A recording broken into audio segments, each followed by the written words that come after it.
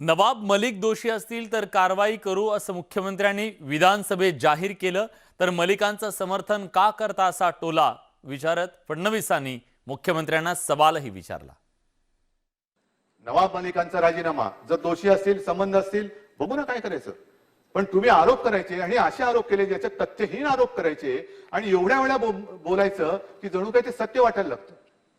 म्हणजे एका गोष्टीचं मला दुःख काय वाटतं किंवा आश्चर्य वाटतं की केंद्रीय ज्या काही संस्था आहेत त्या एवढ्या पोकळ झाल्या का की नवाब मलिक हा दाऊदचा हस्तक संपूर्ण मुंबईत देशात सगळीकडे फिरतोय, 4-4, 5-5 वेळा निवडून येतोय, मंत्री बनतोय, तरी केंद्रातल्या यंत्रणेला माहितीच नाही, केंद्राच्या यंत्रणेला माहितीच नाही ना आहेच तसंच आहे। केंद्राच्या यंत्रणा मग करतात काय? नुसतं थाळ्या वाजवा, दिवे पेटवा, दिवे घालवा, हे करायचं। मग जे काय दिवे लागतायत त्या दिव्याच्या प्रकाशात तरी बघा ना दाऊदचा माणूस कोण कोण आहे।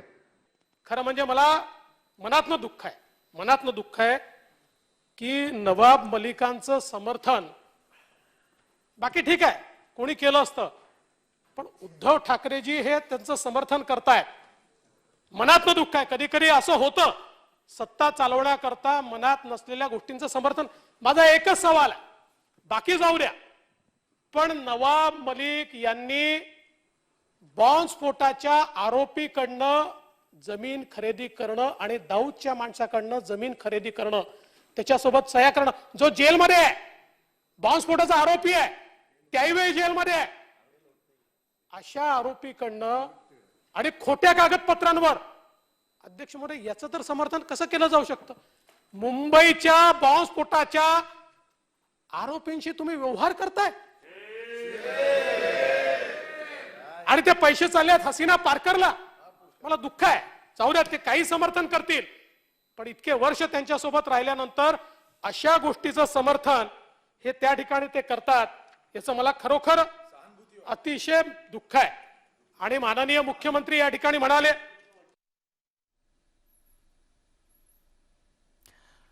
हिम्मत असेल तर समोरासमोर या असं थेट आव्हान मुख्यमंत्र्यांनी दिलं।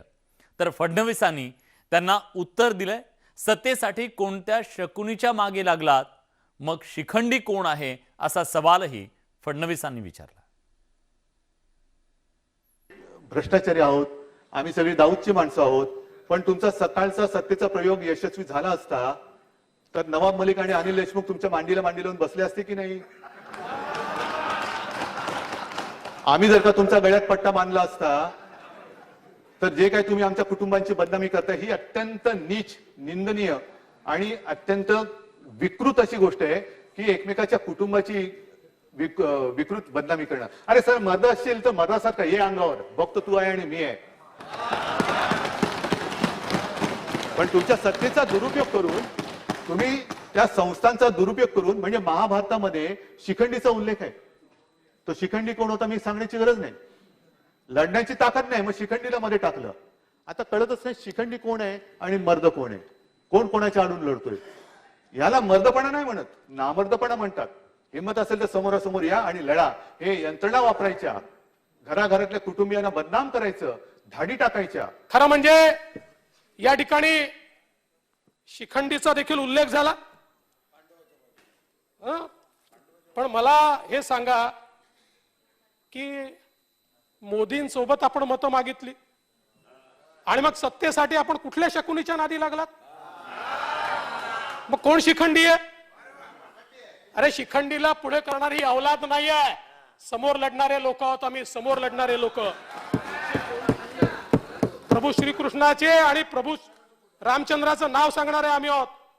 कपटानी राज्य हे कौरवांनी घेतलं होतं, पांडवांनी नाही, पण कपटानी राज्य घेतल्यानंतर अर्जुन घाबरला नाही अध्यक्ष महोदय, आम्ही घाबरत नाही, कारण आमच्या करता पथ का अंतिम लक्ष्य नहीं है सिंहासन चढ़ते जाना, सब समाज को लिए साथ में आगे है बढ़ते जाना। आणि म्हणून अध्यक्ष महोदय, देशात सध्या अघोषित आणीबाणी असल्याची टीका मुख्यमंत्री उद्धव ठाकरेंनी केली। कुणावर कारवाई होणार हे काही जण कसं काय घोषित करतात असा सवाल उद्धव ठाकरेंनी उपस्थित केला। त्याला देवेंद्र फडणवीसांनी सुद्धा त्याच भाषेत प्रत्युत्तर दिलं। आणि आम्ही ऐकतोय म्हणून मला ते कळतच नाही ते ह्या यंत्रणेचे दलाल आहेत की प्रवक्ते आहेत. हा तुरुंगात जाणार, अनिल देशमुख तुरुंगात जाणार, गेले तुरुंगात, नवाब मलिक तुरुंगात जाणार तुरुंगात, आता अनिल परब तुरुंगात जाणार तुरुंगात, उद्या किशोरी पेडणेकरने टाकणार. हे काय? कुठे कायदा सुव्यवस्था आणि लोकशाहीचा खून, ह्याच्या पलीकडे काय आणखीन असू शकतो? अघोषित निदान इंदिरा गांधींनी तरी आणीबाणी घोषित केली होती. ही अघोषित आणीबाणी एवढा डरपोकपणा त्यांच्यामध्ये नव्हता. डरपोकपणाने आणीबाणी नाही राबवली, घोषणा केली आणीबाणीची. चांगली वाईट हा ज्याचा तो वेगळा भाग आहे, पण एक धारिष्ट लागतं, ते धारिष्ट त्यांच्या. हे खरं आहे, हे कोणीच घोषित करू नये की उद्या कोण परवा कोण, पण ही अक्कल संजय राऊतांना देणार आहात का? केलं ना त्यांनी घोषित, बाप बेटा जाणार, हा जाणार, तो जाणार. हे असं ज्यावेळेस असतं ना त्यास असंही असतं. हे अध्यक्ष महोदय या ठिकाणी लक्षात घेतलं पाहिजे.